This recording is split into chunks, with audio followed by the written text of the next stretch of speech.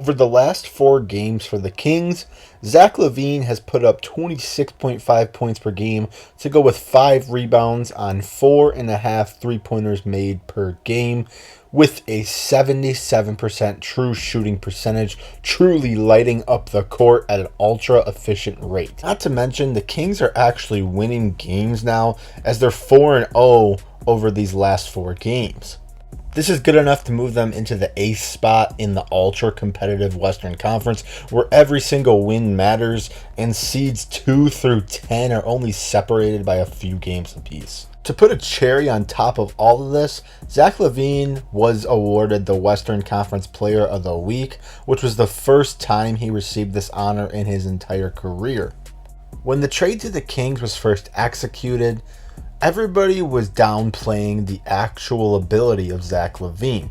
Meanwhile, he was having probably the best year of his career in Chicago up to that point, and people weren't acting like he isn't a top 10, top 7 shooting guard in the league at any very moment. He can score at all 3 levels, has an elite change of pace, and a top-tier shooting ability. Not to mention, he's a very capable shot creator for himself, not having to rely on other players to create shots for him. In fact, nearly half of his shots this year have come from unassisted plays. 228 makes have been assisted to the 225 unassisted.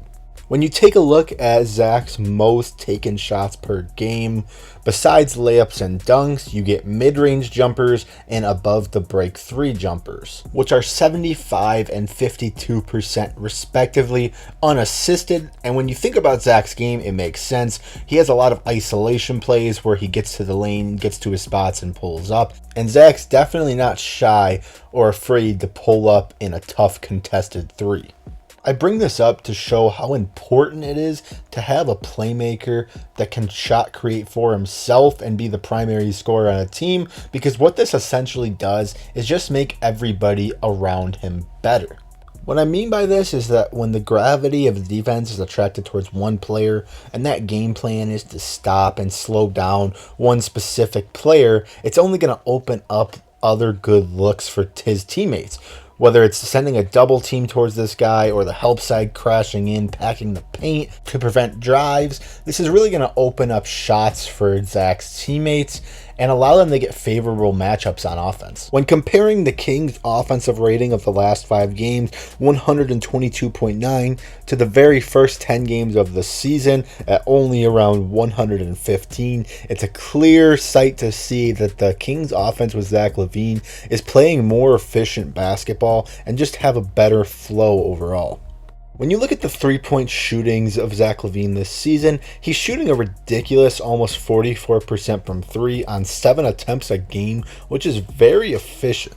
Zach's unparalleled quickness and athleticism allows him to square people up like this. Look how he gets Amen Thompson falling out of the way, step back, balances himself, and hits the jump shot. He does this a lot for a lot of his threes, and that's just going one-on-one and beating his man. Zach comes off this double screen set quite a bit, and to respect his athleticism, they have to play drop coverage with Walker Kessler in the paint. Zach is quick to see his defenders out of place, and a simple step back will create separation to get the jumper off. Another example of a pick and roll set and drop coverage as well, but the same result for Zach Lavine. You can't play that far off of him. That's a warm-up jumper. The Hornets were getting cooked by Lavine all night this game, so LaMelo tries to get over the screen quick to stop this play. Lavine, being a smart enough player, crosses him back into the screen the other way and easily gets off his jumper. Lavine's ability to counter off what the defense takes away is really what makes him a special player. Not Zach always is a really efficient ball shooter, and allowing his teammates to facilitate and run some of the offense themselves creates Zach to have open looks. I screen and roll with Sabonis and Monk. The roller is Sabonis. He grabs it, notices Trey Murphy came in to help and take away the roll, and is an easy pass to the corner for 3. Sabonis is one of the best facilitating big men in the game, and it allows Zach to get these open looks consistently. Another way Zach is able to score on this team is in transition. The Kings are one of the highest pacing teams in the NBA, and Zach just being able to fill in the gaps here to spot up on the wing for three is something that gets him open looks.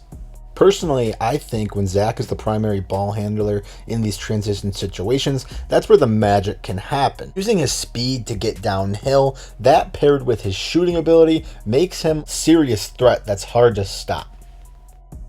Look at this play, for example. At this point, he already has almost 40 points.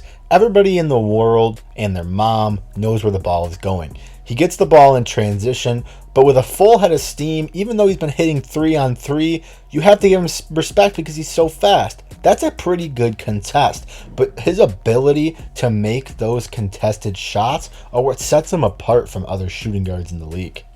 Since Lavine can really get out in transition and kill you with the three ball, it opens up shots like this. Notice the change of pace by Lavine here. Comfortably taking the ball at the floor, and in a matter of a second, explodes to the rim, gets through the contact, and is able to finish through it for the and one. Zach's skill sets play off each other and create more opportunities for him.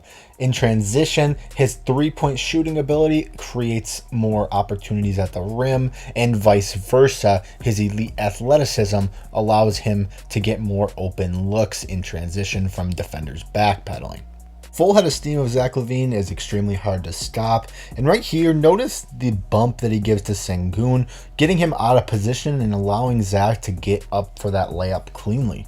And finally, how can you talk about Zach Lavine, the former dunk champion, without showing some of his insane dunks, right? He doesn't need the ball in transition to be effective either. He can leak out and get past the defense before they're set up and get these alley-oop dunks. Guys like Malik Monk or even Sabonis can push in transition and get him these looks, and it's very unexpected as he gets down there in a flash and you don't really expect anything of it.